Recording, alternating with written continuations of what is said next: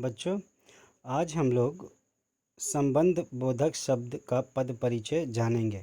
जैसा कि हम लोग पिछले कक्षा में क्रिया विशेषण शब्दों का पद परिचय जाना था, आज हम लोग संबंध बोधक शब्दों का पद परिचय जानेंगे। तो संबंध बोधक परिचय शब्दों का पद परिचय जानने से पहले हम लोग संबंध बोधक की परिभाषा और उसके भेदों के बारे में जान लेते हैं। तो संबंध बोधक अव्यय कहता है कि वे शब्द जो संज्ञा सर्वनाम को अन्य संज्ञा सर्वनाम के साथ संबंध का बोध कराते हैं, उसे संबंध बोधक अव्यय कहते हैं। ये संज्ञा या सर्वनाम के बाद प्रयुक्त होते हैं। इसके साथ किसी न किसी प्रसर्ग का भी प्रयोग होता है। के पास, के ऊपर, से दूर, के कारण, के लिए, की ओर, की जगह, के अनुसार, के आगे, के साथ, के सामने आदि। अब मैं आप लोगों को एक बात बताना चाहता हूँ कि इसमें ये कहता है कि वाक्य में आए संज्ञा सर्वनाम का दूसरे संज्ञा सर्वनाम के साथ संबंध बतलाता है। जैसे नीचे एक एग्जाम्पल दिया हुआ है कि विद्यालय के सामने बगीचा है। तो यहाँ बगीचा भी संज्ञा शब्द है और विद्यालय भी संज्ञा शब्द है। तो विद्यालय और बगीचा के बीच में के सामने जो शब्द आया है वो क्या कर रहा है कि दोनों के बीच संबंध बतला रहा है। तो संबंध बोधक अव्यय में यही बात होती है कि या तो संज्ञा के साथ या संज्ञा का सर्वनाम के साथ जो संबंध बतलाता है वही संबंध बोधक अव्यय होता है। नीचे दिए गए वाक्यों में संबंध बोधक जैसे पहचान, यहाँ से पूरब की ओर तालाब है। तो यहाँ से पूरब, यहाँ सर्वनाम शब्द है, पूरब संज्ञा शब्द है, तालाब भी संज्ञा शब्द है। की ओर जो है वो दोनों के बीच संबंध स्थापित कर रहा है। मैं कार्यालय से दूर पहुंच चुका था। तो से दूर, मैं कार्यालय से दूर, यानी से दूर जो है यहाँ बतला रहा है मैं और कार्यालय के बीच संबंध स्थापित कर रहा है। इस जंगल के पीछे नदी बहती है। तो के नदी के पीछे जो है संबंध बोधक अव्यय है।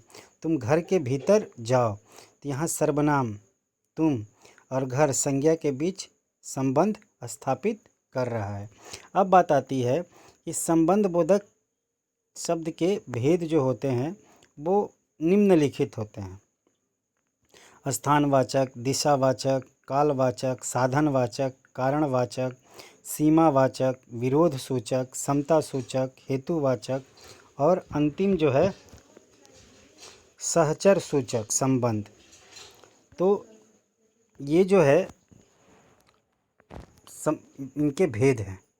उसी तरह इसका पहला जो भेद है वो स्थान संबंध सूचक है। तो जो अव्यय शब्द स्थान का बोध कराता है उन्हें स्थानवाचक संबंध बोधक कहते हैं। जहाँ पर बाहर, भीतर, ऊपर, के नीचे, के आगे, पीछे, सामने, निकट, ये जो शब्द होते हैं ये स्थानवाचक का बोध कराते हैं। जैसे मेरे घर के सामने, यानी घर, बगीचा, ये स्थान का बोध करा रहा है। तो इन दोनों के बीच में जो शब्द आया है के सामने, ये स्थानवाचक संबंध बोधक हो गया। उसी तरह इसका दूसरा भेद है दिशावाचक। दिशावाचक में कहता है कि जो अव्यय शब्द दिशा का बोध कराता है उन्हें दिशावाचक कहते हैं। जैसे के निकट, के पास, और, सामने, तरफ आदि। जैसे परिवार की तरफ, यानी दिशा, एक दिशा का निर्देश दे दिया, संकेत दे दिया कि परिवार की तरफ देखो कि कितने भले हैं। तो की तरफ जो है यहाँ पर वो संबंध बोधक अव्यय है। उसी तरह दूसरा इसका भेद है कालवाचक। जिन अव्यय से समय का पता चलता है, जिस तरह हम लोग क्रिया विशेषण में कालवाचक पढ़े थे, उसी तरह संबंध में बतला रहा है कि जिस अव्यय से समय का पता चलता है उसे कालवाचक संबंध बोधक कहते हैं। जैसे राम के बाद कोई अवतार नहीं हुआ। राम के बाद कोई अवतार, यानी राम संज्ञा शब्द है और कोई जो है वो सर्वनाम शब्द है। तो इस संज्ञा और सर्वनाम के बीच जो संबंध बताया, के बाद, के पश्चात, के उपरांत जो शब्द आते हैं ये शब्द कालवाचक संबंध बोधक अव्यय कहलाते हैं। अगला भेद है साधनवाचक। तो साधनवाचक संबंध बोधक में कहता है कि जो अव्यय शब्द किसी साधन का बोध कराए उन्हें साधनवाचक कहते हैं। जहाँ पर निमित्त, द्वारा, जरिए, सहा, माध्यम, मार्फत, यानी जब किसी के माध्यम से या किसी की सहायता से या किसी के सहारे किसी कार्य को पूरा किया जाता है तो वह मित्र के सहारे ही पास हो जाते हैं। तो वह और मित्र के बीच जो है संबंध स्थापित कर रहा है के सहारे ही पास हो जाते हैं। तो के सहारे जो यहाँ पे शब्द है वो साधनवाचक संबंध बोधक है। अगला है इसका भेद कारणवाचक। जो अव्यय शब्द किसी कारण का बोध कराते हैं उन्हें कारणवाचक संबंध बोधक कहते हैं। जहाँ पर कारण, हेतु, वास्ते, निमित्त, खातिर आते हैं वहाँ पर कारणवाचक संबंध बोधक होते हैं। जैसे तुम मेरे कारण घर आए या बाजार गए, तो के कारण जो है मेरे कारण, तो के कारण जो यहाँ पे आया वो हमारा कारणवाचक संबंध बोधक अव्यय है। उसी तरह दूसरा भेद है सीमावाचक। तो जो अव्यय शब्द सीमा का बोध कराते हैं उन्हें सीमावाचक संबंध बोधक कहते हैं। जहाँ पर तक, प्रयत्न, भर, मात्र आते हैं वहाँ सीमावाचक। जैसे समुद्र प्रयत्न, यह पृथ्वी तुम्हारी है, तो प्रयत्न जो है यहाँ पर संबंध बोधक अव्यय है तो इसको कहते हैं सीमावाचक संबंध बोधक अव्यय। उसी तरह अगला भेद है विरोध सूचक संबंध बोधक। तो जो अव्यय शब्द प्रतिकूलता या विरोध का बोध कराते हैं उन्हें विरोध सूचक संबंध बोधक कहते हैं। जहाँ पर उल्टे, विरोध, प्रतिकूल, विपरीत आते हैं। आतंकवादी कानून के विरुद्ध लड़ते हैं, यानी आतंकवाद और कानून के बीच संबंध, यानी वहाँ विरोध प्रकट कर रहा है, इसलिए विरोध सूचक संबंध बोधक है।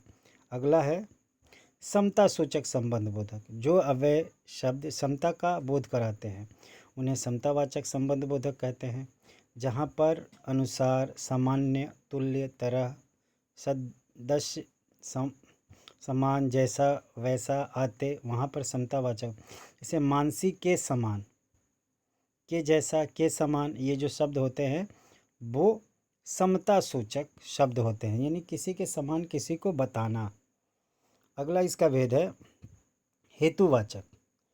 जहाँ पर रहित अथवा सिवा, अतिरिक्त आते हैं वहाँ हेतुवाचक संबंध होता है। उसी तरह अगला है सहचर सूचक संबंध। जहाँ पर समेत, संग, साथ आते हैं, जैसे मेरे साथ या उसके साथ आप भी चले जाइए, के साथ। तो के साथ जो शब्द आया, के संग, तो जो शब्द आया के साथ, के संग, वो जो शब्द हुए सहचर सूचक संबंध बोधक कहलाते हैं। अब बात आती है कि एक चीज़ मैं आप लोगों को बता दूं कि क्रिया विशेषण शब्द और संबंध बोधक शब्द दोनों एक जैसे होते हैं, लेकिन क्रिया विशेषण में क्या होता है कि क्रिया विशेषण में क्रिया की विशेषता बतलाई जाती है और संबंध बोधक शब्द में दो संज्ञाओं या सर्वनामों के बीच संबंध को स्थापित करता है। तो कुछ कालवाचक और स्थानवाचक क्रिया का प्रयोग संबंध बोधक के रूप में किया जाता है। जब इनका प्रयोग संज्ञा या सर्वनाम के साथ किया जाता है तब ये संबंध बोधक होते हैं, लेकिन जब इनके द्वारा क्रिया की विशेषता प्रकट होती है तब ये क्रिया विशेषण होते हैं। जैसे अंदर जाओ, तो अंदर जाओ यहाँ पर हो गया, ये क्रिया की विशेषता बतला रहा है। दुकान के भीतर जाओ, के भीतर जाओ यानी यहाँ पर संबंध बोधक है। उसके सामने बैठे, तो यहाँ सामने बैठो, उसके सामने बैठो, तो यहाँ पे क्रिया का है। स्कूल के सामने मेरा घर है, तो के सामने यहाँ पर संबंध बोधक हो गया। उसी तरह इसका अगला है एग्जाम्पल, घर के भीतर सुरेश है, तो यहाँ पे भी घर के भीतर सुरेश है, यानी घर और सुरेश के बीच के भीतर संबंध बतला रहा है, तो यहाँ पे संबंध बोधक अव्यय है। अब बात आती है हमारी कि संबंध बोधक अवयव का, यानी संबंध बोधक शब्दों का पद परिचय कैसे करेंगे। तो संबंध बोधक का पद परिचय करते समय संबंध बोधक का भेद और संबंध बोधक से संबंधित शब्दों को लिखना पड़ता है। जैसे एग्जाम्पल दिया हुआ है, उदाहरण दिया हुआ है कि कुर्सी के नीचे बिल्ली बैठी है, तो उपयुक्त वाक्य में के नीचे संबंध बोधक है। कुर्सी और बिल्ली इसके संबंधी शब्द है, यानी कुर्सी के नीचे बिल्ली बैठी हुई है, तो कुर्सी और बिल्ली के बीच संबंध कौन स्थापित कर रहा है, तो के नीचे, तो ये संबंध बोधक शब्द हो गया। दूसरा उदाहरण है, इस संदूक के भीतर 4 पुस्तकें हैं और 2 पत्र। तो इस वाक्य में भीतर शब्द संबंध बोधक पद है और इसका पद परिचय इस प्रकार होगा। संबंध वाचक अव्यय, इसका संबंध संदूक से है। उसी तरह हम लोग दूसरा उदाहरण देखते हैं। तो दूसरा उदाहरण में कहता है कि हमारे विद्यालय के पीछे खेल का मैदान है। हमारे विद्यालय के पीछे खेल का मैदान है। तो के पीछे यहाँ पे संबंध बोधक अव्यय है और संबंध बोधक के साथ साथ क्या है, ये स्थान बतला रहा है। तो स्थानवाचक हो गया संबंध बोधक। अब विद्यालय का संबंध अन्य शब्दों से जोड़ने वाला है। दूसरा इसका उदाहरण है, चोट के कारण राहुल खड़ा भी नहीं हो सकता। के कारण, तो के कारण यहाँ पे संबंध बोधक अव्यय है और कारण सूचक है। चोट का संबंध अन्य शब्दों से जोड़ता है। उसी तरह हम इसका अगला उदाहरण देखेंगे कि संबंध बोधक का पद परिचय, इस पद के परिचय में निम्नलिखित बातें होंगी। कौन सा भेद है, किससे संबंध है, वाक्य के अंगों में क्या है। तो यहाँ पे संसद की बैठक के पश्चात प्रीतिभोज होगा। तो के पश्चात जो है यहाँ पे कालवाचक संबंध बोधक अव्यय है। यहाँ बैठक और प्रीतिभोज का संबंध बता रहा है। इस वाक्य में विधेय का विस्तार हुआ है। तो ये आज हम लोग संबंध बोधक अव्यय के बारे में पढ़ा और संबंध बोधक शब्दों का पद परिचय भी हम लोग जाने। अब हम लोग अगली कक्षा में आगे के अविकारी शब्दों के पद परिचय के बारे में जानेंगे। धन्यवाद।